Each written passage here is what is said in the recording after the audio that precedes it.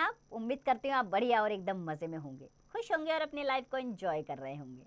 जी बिल्कुल जी, खुश रहिए, स्वस्थ रहिए, मस्त रहिए, यही जीवन जीने का आधार है। देखिए जब हम खुश होते हैं ना तो कार्य भी निपुणता से करते हैं। तो चलिए रहते हैं खुश और बढ़ते हैं अपने अध्याय की ओर। हम पढ़ने वाले हैं अपना अध्याय जिसका नाम है क्षमा। तो बच्चों, गलती करना मनुष्य की कमजोरी है, पर उसकी गलती को क्षमा करना महानता है। यहाँ एक ऐसी कहानी दी जा रही है जहाँ एक नर्स अपने प्रति हुए अत्याचार का उत्तर भी बड़े प्रेम व धैर्य से देती है। आइए जाने कहानी को।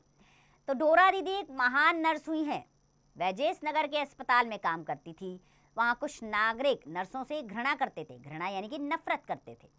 वह उन्हें रोमन कैथोलिक समझते थे, इसीलिए उनका वहाँ रहना सहन नहीं कर सकते थे। वह घृणा ऐसी कि डोरा दीदी को सड़क पर चलना कठिन हो जाता था। वहाँ के नागरिक उनका मजाक ही नहीं उड़ाते, बल्कि ये अवसर देखकर उन पर हाथ भी छोड़ देते थे। एक दिन जब वह सड़क से जा रही थी तो एक युवक ने चिल्लाकर कहा, देखो, दुर्भाग्य की मूर्ति जा रही है, मैं इसे यहाँ नहीं रहने दूंगा। यह कहने के साथ ही उसने एक बड़ा सा पत्थर उठाकर बड़े जोर से दीदी के ऊपर फेंका। वह उनके मस्तक में लगा। खून की धारा बह निकली। खून से कपड़े तर हो गए, परंतु वह सदा की तरह शांत रही, एक शब्द नहीं बोली, चुपचाप अस्पताल लौट आई। उस बात को बीते बहुत दिन नहीं हुए थे कि एक दिन वहाँ जो कोयले की खान थी उसमें जोर का धमाका हुआ। जो मजदूर उस समय वहाँ काम कर रहे थे उनको बहुत चोटें आईं। वे अस्पताल लाए गए। डोरा दीदी और उनकी दूसरी सहेलियों ने घायलों की सेवा बड़ी लगन से की। उन्होंने उन पर स्नेह की वर्षा की और अपनी सेवा से उनका मन मोह लिया। वे लोग उन नर्सों को कभी गाली दिया करते थे। उन्हीं में से वह युवक भी था जिसने एक दिन दीदी पर पत्थर फेंका था। वह उन्हें बहुत अच्छी तरह पहचानता था।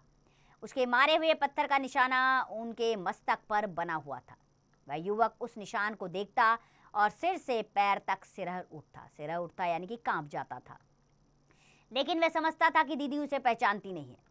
पहचानती तो इतनी सेवा कैसे करती। पत्थर के बदले में उसे स्नेह मिल रहा था। वह कल्पना करने में वह असमर्थ था। लेकिन ज्यों-ज्यों यानी कि जैसे-जैसे दीदी का स्नेह बढ़ता था, त्यों-त्यों उसके दिल में पछतावे की आग तेज होती जाती। आखिर एक दिन उससे रहा नहीं गया। वह दीदी का हाथ अपने हाथ में लेकर रोने लगा। दीदी सदा की तरह शांत, परंतु स्नेह भरे स्वर में बोली, क्या बात है, तुम रोते क्यों हो? क्या तुम्हें कोई कष्ट है? युवक के मुख से एक शब्द नहीं निकला। वह बराबर रोता ही रहा। दीदी उसके पास बैठ गई और धीरे धीरे उसका हाथ सहलाने लगी। वह सहलाती रही और वह चुपचाप लेटा रहा। जब उसके आंसू कुछ थमे तब उसने धीरे से पुकारा, कहा, दीदी, आप मुझे जानती हैं?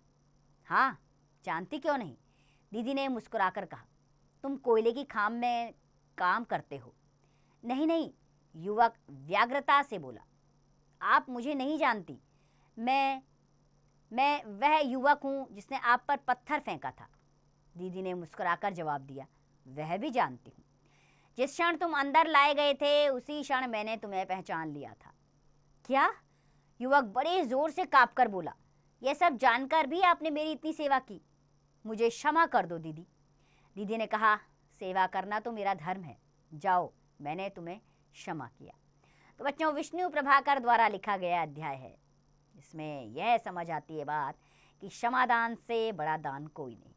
देखिए, इस पाठ से हमने सीखा कि प्रतिशोध से ईर्ष्या और दुर्भावना बढ़ती है, जबकि क्षमा से प्रेम और सम्मान का विकास होता है। तो बच्चों, आपको इसी तरह के विभिन्न प्रसंग सुनाने हैं अपनी कक्षा में जाकर, और बच्चों अपने सहपाठियों को ये बतानी है ये बात कि क्षमा कर देने से दोनों पक्षों को आत्म शांति की अनुभूति होती है। आइए अभ्यास प्रश्नों की ओर बढ़ते हैं। पहला प्रश्न मौखिक प्रश्न है। पहला प्रश्न आ रहा है, युवक ने डोरा दीदी को क्या फेंक कर मारा? तो युवक ने डोरा दीदी को पत्थर फेंक कर मारा। इसी प्रकार बाकी के प्रश्नों के उत्तर स्वयं देंगे। दूसरा प्रश्न है, सही विकल्प चुनना है। डोरा दीदी थी, क्या थी? नर्स। दूसरा वाला विकल्प सही है। इसी प्रकार बाकी के विकल्प स्वयं ढूंढेंगे आप। तीसरा, सुमेल कीजिए, मन मोह लेना। मोह लेना से इसे मिलाएंगे। इसी प्रकार बाकी के मेल आप करेंगे स्वयं। चौथा, प्रश्नों के उत्तर देने हैं। पहला प्रश्न है, युवक द्वारा फेंका गया पत्थर दीदी को कहाँ लगा? युवक द्वारा फेंका गया पत्थर दीदी के सर में जाकर लगा। इसी प्रकार बाकी के प्रश्नों के उत्तर स्वयं दीजिए। कल्पना की उड़ान का प्रश्न है बच्चों कि यदि किसी ने आपको किसी प्रकार की हानि पहुंचाई होती तो आप क्या करते? उसे समझाने का प्रयास करते, बदले में हानि पहुंचाएंगे, क्षमा कर देंगे। तीसरा विकल्प सही रहेगा, क्षमा कर देने, क्योंकि मन में कोई बात रखने से कोई लाभ नहीं होता। आप जो भी करते हैं सत्यता से उसके बारे में लिखें, ठीक है। अब आप जो भी करते हैं उसके बारे में आपने यहाँ पर पूरा डिटेल में लिखना है। भाषा के बारे में पहला प्रश्न आ रहा है, वाक्यों में प्रयोग कीजिए। स्नेह की वर्षा करना, डोरा दीदी सभी लोगों पर स्नेह की वर्षा करती थी।